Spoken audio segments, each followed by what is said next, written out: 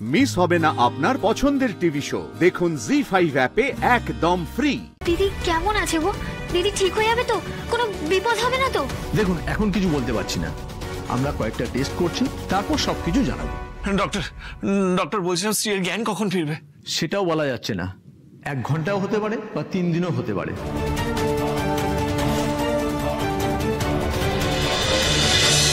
Hello বাদল। হ্যাঁ দাদা বল। বলছিলাম তোর বৌদির অ্যাক্সিডেন্ট হয়ে গেছে। কি কি বলছিস তুই? এক্ষুনি সিটি হসপিটালে। হ্যাঁ হ্যাঁ এক্ষুনি। হ্যাঁ হ্যাঁ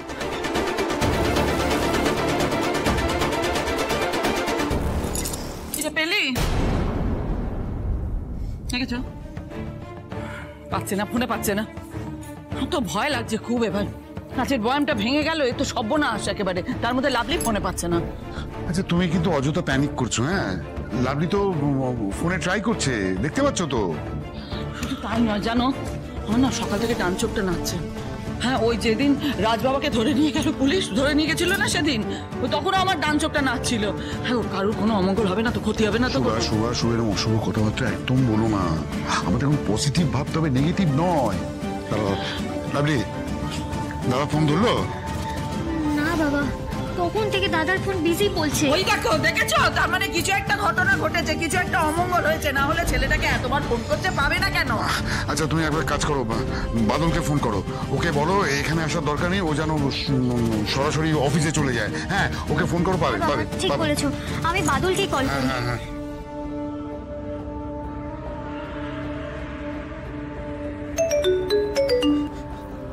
হ্যাঁ। হ্যালো বাদল, বলছি তোর দাদার সঙ্গে কথা হয়েছে রে? আমি অনেকক্ষণ থেকে কল করে আছি, দাদার ফোন বারবার বিজি বলছে। লাভলি সর্বনাশ হয়ে গেছে। দাদা আমাকে এক্ষুনি ফোন করেছিল, বললো বৌদির নাকি অ্যাক্সিডেন্ট হয়েছে।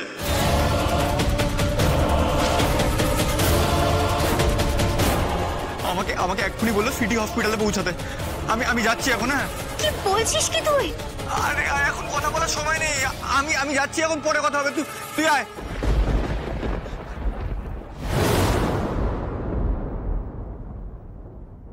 কিরে কি হয়েছে? কি হয়েছে বল। হ্যাঁ কি বলো বাদল? মুখটা এরকম শুকিয়ে গেছে কেন? সত্যি কথা বলবি কিন্তু। লাভলি চুপ করে থাকো না, বলো কি বললো, বলো বলো। সর্বনাশ হয়ে গেছে গো, দিদির অ্যাক্সিডেন্ট হয়েছে।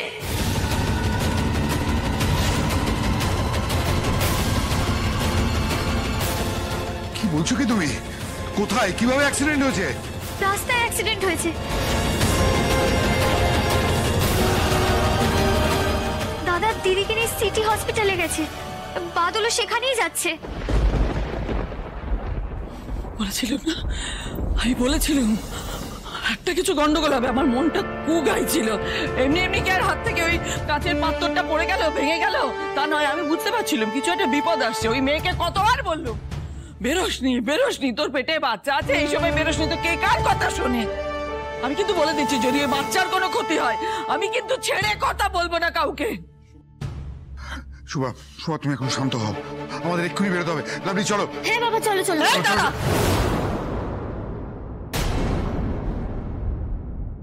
আমিও যাবো তোমাদের সঙ্গে। না না তুমি কেন যাবে?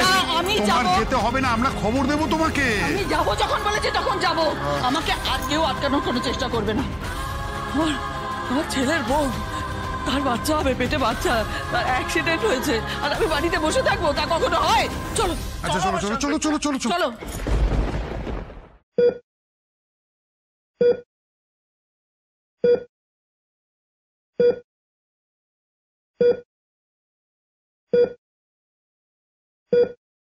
অনেকটা রক্ত বেরিয়ে গেছে।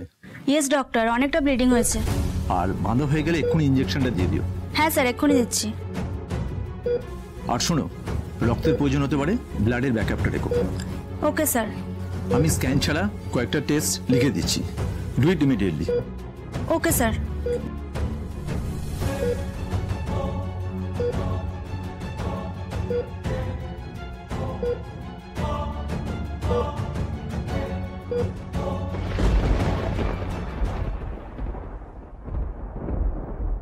দাদা দাদা এসব কি করে হলো?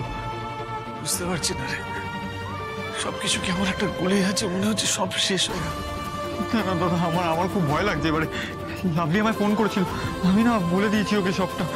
বাড়িতে এসব শোনার পরে যে কি অবস্থা কে জানে এখন। বাদল তুই বাড়িতে জানিয়েছিস?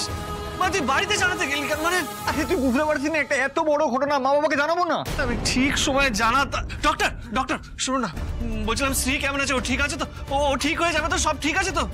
আপনি ওনার কে হন? আমি ওর হাজবেন্ড। আমি ওকে এখানে এনেছি। বলছি ডক্টর শ্রীর জ্ঞান ফিরেছে তো? না, এখনো পেশেন্টের জ্ঞান ফেরেনি। সেটা আমার কাছে দুশ্চিন্তার বিষয়। অনেকটা ব্লাড বেরিয়ে গেছে, আমরা স্ক্যান করার ব্যবস্থা করছি আর কয়েকটা টেস্ট করছি। ডক্টর প্লিজ, যেভাবে হোক শ্রীকে সুস্থ করে তুলুন প্লিজ ডক্টর, প্লিজ। আমরা 100% চেষ্টা করছি। কোথায় গেল যে এই তো ও রাজ বাবা, বৌমা কেমন আছে? হ্যাঁ, পেটের বাচ্চাটা ঠিক আছে তো? কি বলছেন কি? Patient pregnant?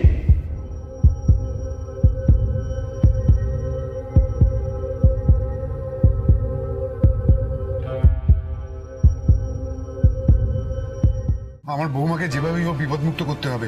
ও প্রেগনেন্ট। এটা আমাকে আগে বলেননি কেন? না মানে আপনারা তাড়াহুড়ো করে স্ত্রীকে ভেতরে নিয়ে চলে গেলেন, মানে আমি বলার সুযোগটাই পাইনি।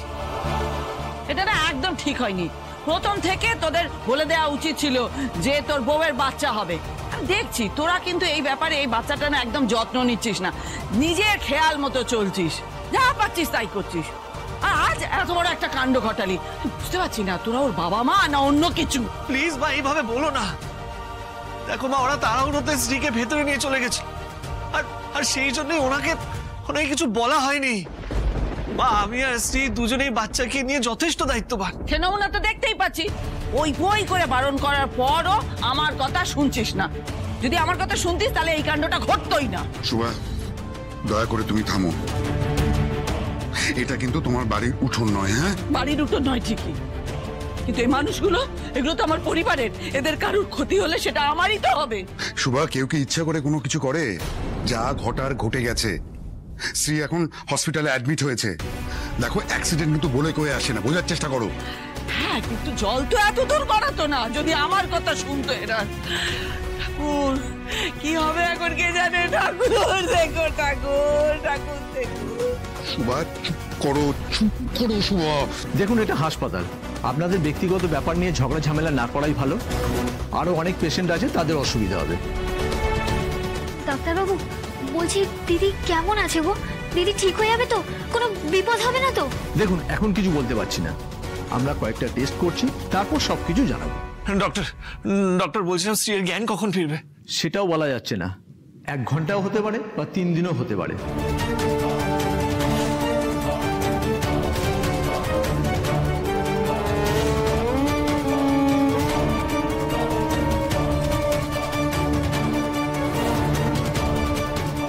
জি5 ডাউনলোড করুন আর সব এপিসোড দেখুন একদম ফ্রি।